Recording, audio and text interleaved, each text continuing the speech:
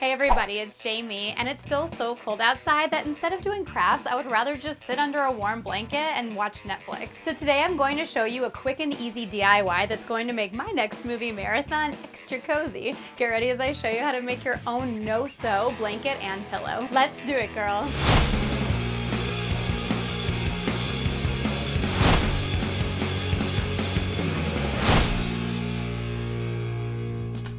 Okay, so for this craft, you'll need fleece, a ruler and writing utensil, scissors, and pillow filler, from fiber fill to whatever is soft and usable. All right, let's fleece. Please.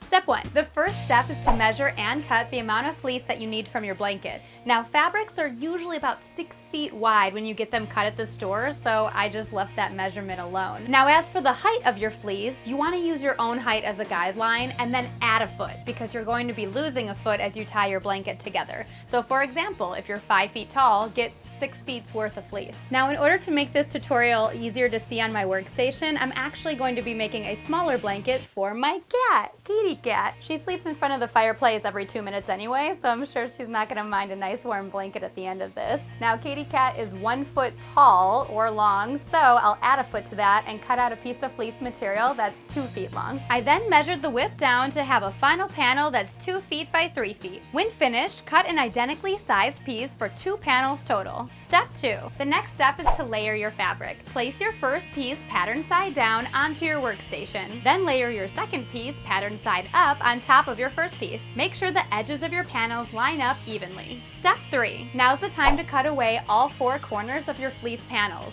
The amount that you cut away depends upon the size of your blanket. For my kitty blanket, I'll mark 3 inches from each side to make a 3 by 3 inch square. For bigger blankets, I recommend like a 5 or 6 inch square. Once you've drawn all 4 corner squares, cut each one out using your scissors. You'll cut through both layers of fabric at the same time in order to ensure your measurements stay equal. Step 4. Once you've snipped away all 4 corner squares, let's move on to marking and cutting your fringe. The length of the fringe is the exact same as the length of the square that you just cut away. So for me, that would be 3 inches. Since my blanket is small, I'll be cutting my fringe 1/2 inch wide, but if you had a much bigger blanket, you could go all the way up to 2 inches wide if you wanted to. First, use your ruler to mark out the width of each strand from one side of your panel to the other. When finished, use your scissors to cut through both panels of fleece as you create your fringe. Work slowly and carefully here so that your fringe remains the same measurements around the entire fleece border. Once every strip of fringe has been cut, the next step is to tie your fringe together. Starting anywhere you like, nab a top strand and its corresponding bottom strand. Tie these together once and then again for a second time, securing them with a basic knot. Continue this process for each and every top and bottom strand on your fleece panels until you've worked your way around the entire blanket.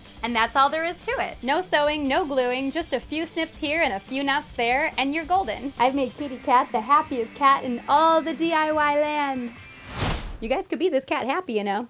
Just, get on it. But before you go, let me show you one other really cool DIY using this exact same technique in order to make a fleece pillow. Basically, all you need to do is leave a few pieces of fringe unknotted and then slip in pillow filler. Close up the remaining fringe and your pillow is ready to go. Now, I just used the same 2 pieces of fabric for this one, but it's just as fun to switch up colors as well. I'll show you another example, but instead I'll use 2 circular panels instead of 2 rectangular ones. Since circles have no corners to cut, however, I placed down a circle template and then traced around it. This will also be the final size of my pillow, since that line will be where I'll stop cutting each piece of my fringe. Cut your fringe as you would your rectangular blanket. Then tie each piece of fringe on your pillow the exact same way you did with your blanket. Like I mentioned earlier, when you're almost finished, leave a few pieces of fringe untied. Use this gap to insert your stuffing until your pillow is pleasantly plump. Tie up the remaining fringe, and now you have a double-sided, no-sew fleece pillow at your service. For extra flair,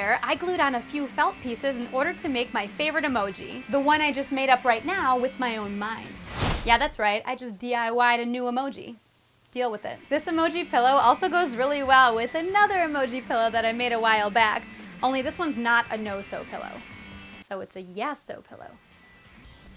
For the price of fleece fabric and in no time at all, you now have a fun DIY that's easy to wrap yourself up in. Literally. So tune in next week for a brand new DIY, but in the meantime, I'm going to Netflix and take a cat nap.